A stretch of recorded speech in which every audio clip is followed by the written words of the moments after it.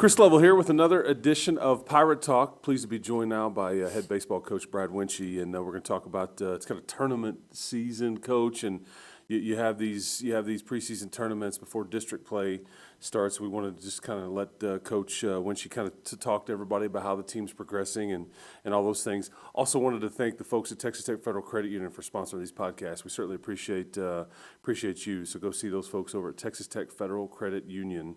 But you've been kind of world traveler here a little bit across our lovely state of Texas here in the first 3 weeks of the season. Tell you what, it's a long 10 days. It's a long 10 days, but it's a fun 10 days. It's a 10 days that we really gel as a team. We have guys from 3 different grade levels come together, spending 24 hours on a bus traveling the state of Texas. We have 4 days or 4 nights in a hotel. 2 weeks in a row, so we have 8 nights in a hotel. So by the end of these 2 weeks, we are different. We're a different team. We're more of a brotherhood whenever we come back and really start this last tournament. We were talking before we started taping. It's like this closest thing to minor league baseball. Yeah, it's like the Durham Bulls. Yeah, absolutely, down, absolutely. You hop on you play 3 days and you hop on a bus and you drive back 5 hours home or 6 hours home if you're in Round Rock, and yeah, it's straight baseball. I've seen my classroom twice in the past 2 weeks, so it's and same with them. So it's been fun. It's been fun. It's a grind, definitely a grind, but it makes it a little bit easier when you enjoy the people you're with. Absolutely. And we talked back in the fall as we were kind of setting the scene for your team and your season, and one of the things we talked about with your schedule is that you were gonna test them early with some of the best in the state, and so you take them to the Austin area, you take them to the Metroplex one of these weekends. You've seen, look, the record is 4-8, okay, but you have seen some of the best there is to offer in the state of Texas, and in some cases at higher classification levels. Take me through that. Oh, absolutely, and it's the reason why we do it. We go to Round Rock. We go 1-5. We're putting in a lot of a brand new starting 9. So it's an old team, but it's also a new team.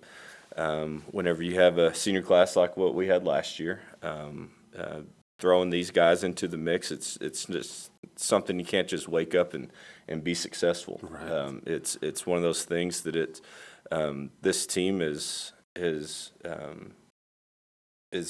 still a work in progress. And it will be for the next 6 absolutely, weeks, yeah. and they know that, and we've seen some really good things happen. Now that 1-5 wasn't obviously the win loss record that you want, but if you dive into those box scores, it's we lost, we won more innings than we lost, so yeah. It's one of those things that collectively we have to figure out, and this past weekend we answered a lot of those questions. So we started 0-2 in this second tournament against Eastlake and Wichita Falls Rider, 2 really good teams, and we had a good heart-to-heart after those 2 games. What do we want to accomplish? What do we want to do as a group? Do we have a common enemy? Are we for each other or are we against each other? And credit to the guys, they figured it out. We ended the tournament going 3-1 against really good competition against a team, a Keller team that saw them both weekends. Yes, saw them both weekends, and man, we're playing the who's who of the state of Texas, and I was really proud of the way the guys competed.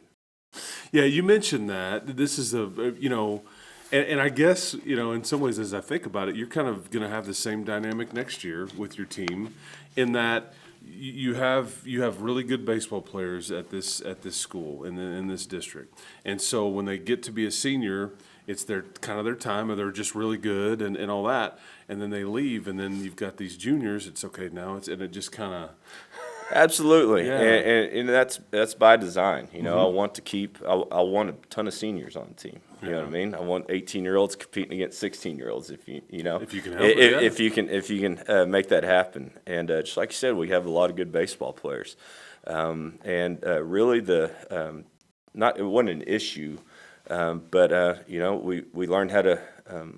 You have to learn how to win games without it's not just about batting average. It's not just about ERA. It's about Did you not win one of these games without a hit? we did. Yeah, We I did. mean, 4-3, I believe, was the score.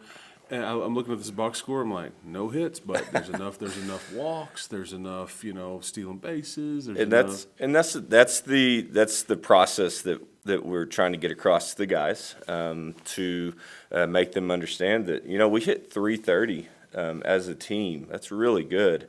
In that first tournament, we went 1-5. Batting average doesn't mean anything. Your approach at the plate, that you do not have to out hit a team to actually get a win. And that Keller team, we worked pitch counts. We got the starter out. They brought somebody in that was a little bit wild, and we were able to get 4 runs out of the deal. And if you can play clean defensively and you can throw strikes, Tyler Spruill had an outstanding game. That you're always going to give a chance to win, and that's, they figured it out. Yeah. You know what I mean? Towards the end of that second tournament, our guys have figured it out, and they're really trying to put the me aside and go with the we, and I felt like we really grew as a team this weekend.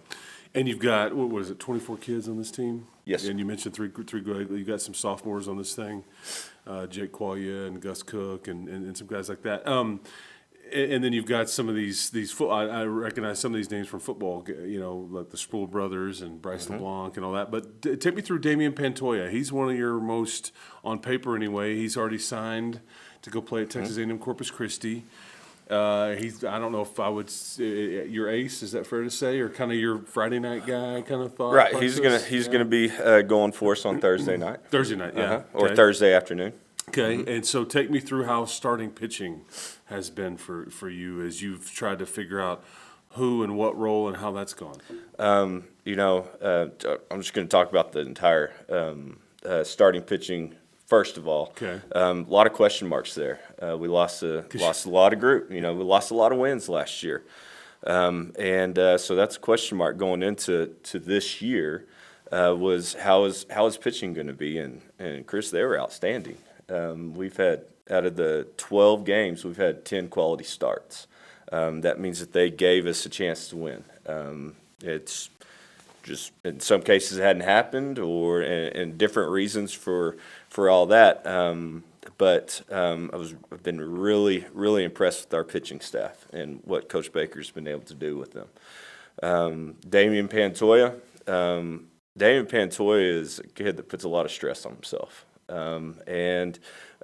Whenever, usually, or sometimes whenever you do sign, it becomes, deep breath, okay, now let's just go compete. And in some cases, sometimes puts more stress on you. Oh, I have to be this guy. So we kind of set Damian down and said, just be you. Just go out there and be you. Take a breather. Yeah, the sport's hard enough as it is. Yeah, absolutely.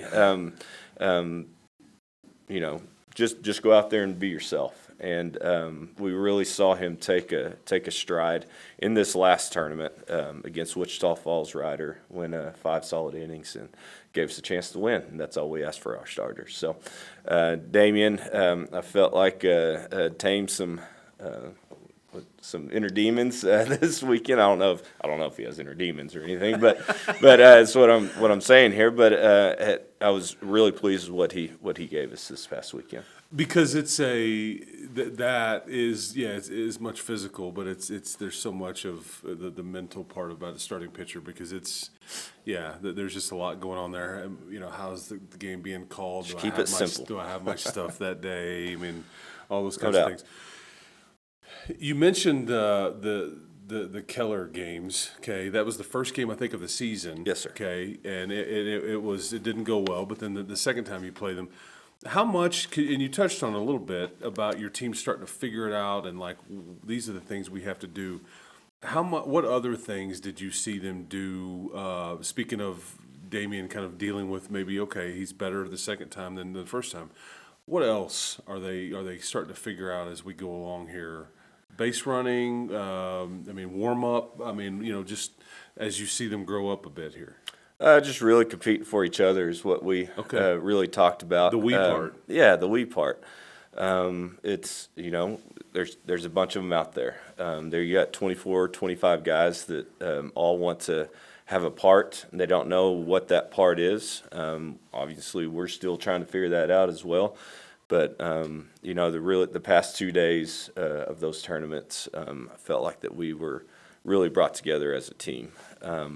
And just like I said, we hit 330 in that first tournament. Not very many runs to, in the box score right there. But what the box score does, if you're just looking at a box score and not the plays, I think we had bases loaded 12 times in the past in our 12 tournaments, and we probably had one big hit, one big inning for it. So it's really just these guys are getting in situations, and we're just not coming up with that big hit.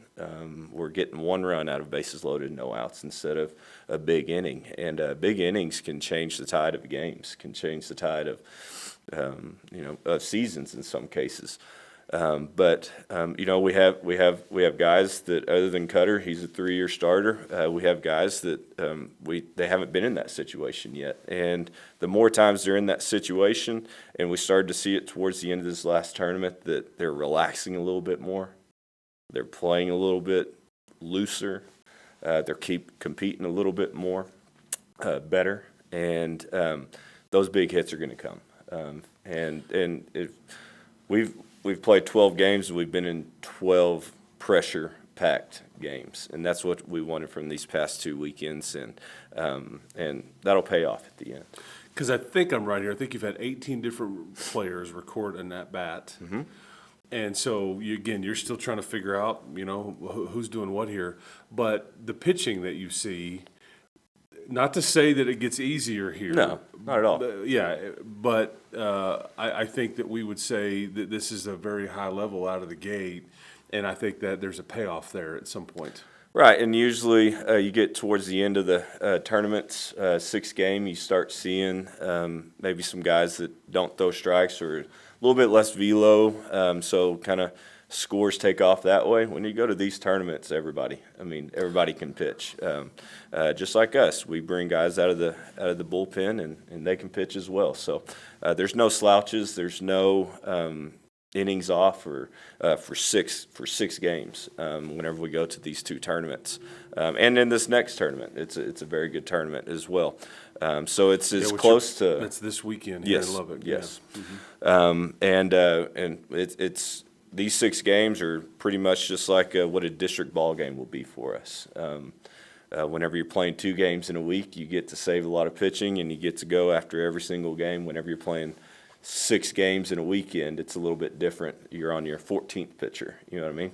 But whenever you go to these big tournaments, it's everybody that comes out of the dugout can play. So these 12 games have been challenging. The next 6 games are going to be challenging, and it's only going to help us out.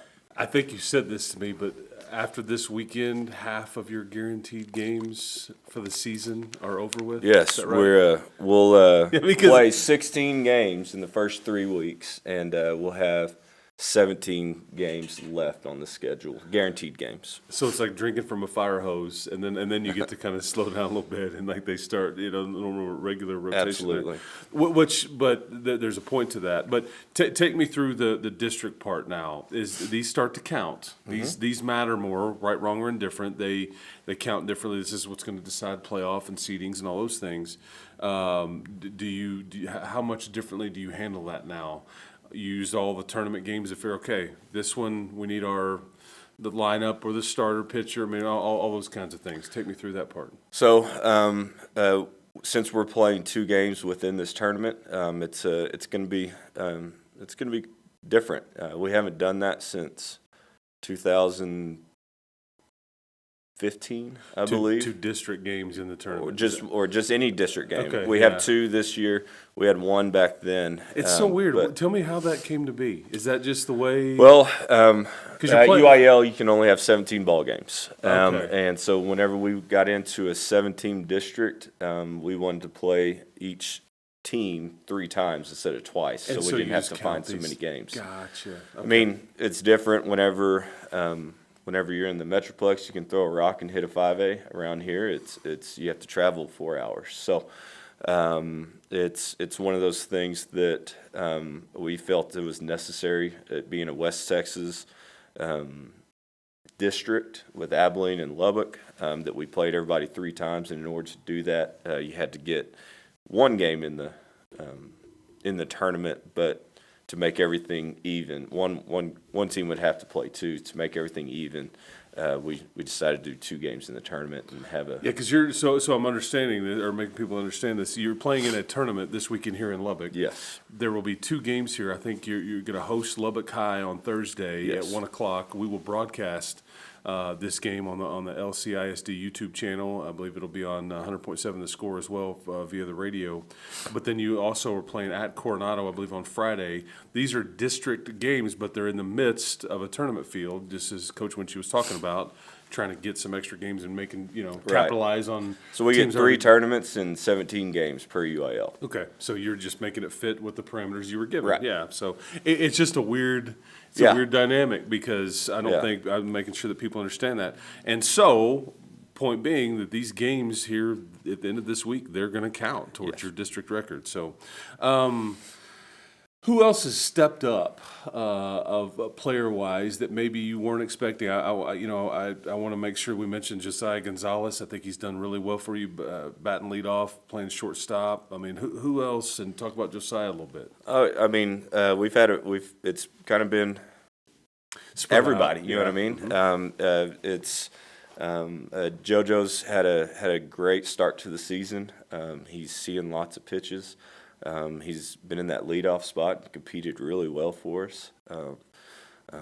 He's not going up there and going 1 pitch and down. He's grinding out ABs. He's seeing lots of pitches.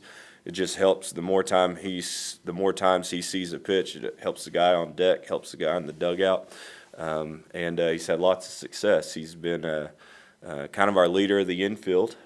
He's playing shortstop for us right now, and trying to get bunk coverages, just people aligned, just helping out some of the guys there in the infield. So he's done a good job offensively and defensively for us. We've really had a lot of guys step up on the mound. Our 2 catchers have been really great. They're calling good games, Connor Sanderson and Wyatt Self. They're controlling the game very well. I mean, that's just show you the scores that are out there. Some of these big schools they're only getting 4 against us. Now some of those were only scoring 2, but that stuff hopefully will, with a better approach and more ABs and big hits, that'll remedy itself. But Bryce and Tyler have had 2 really good starts against 2 really good teams. Bryce LeBlanc and Bryce Tyler LeBlanc, Sproul, yeah. Caden Terry's had two good starts for us, and Saturday's been great. Jake Qualia and Garrett Mosley have really given us a chance to win every single time they've touched the rock. So, excuse me. Really proud of those guys. Cutter Douglas is a 3-year returner. He's the one holdover, man. Yeah, he's the main, yeah. He's been solid for us. Cohen Peepcorn has.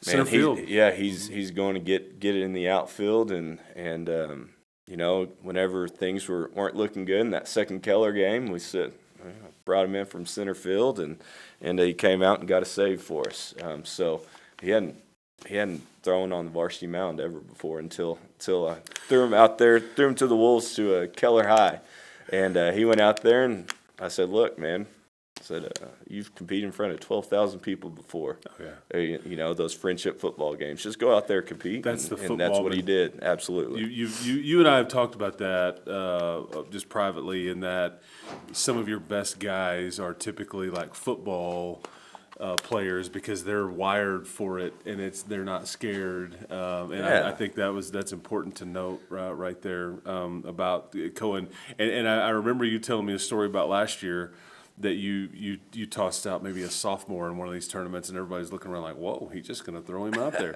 And that's kind of, even though this is Cohen's a senior, but still the premise is there, and that's what you get into with these tournaments. You got all hands on deck. Absolutely. I love that we've been in these close games. Hindsight, now obviously during the middle of the game, I'd really like to be winning by 7 or 8, but I really feel like that the lessons that are learned during these first 3 weeks can really propel you to the next level.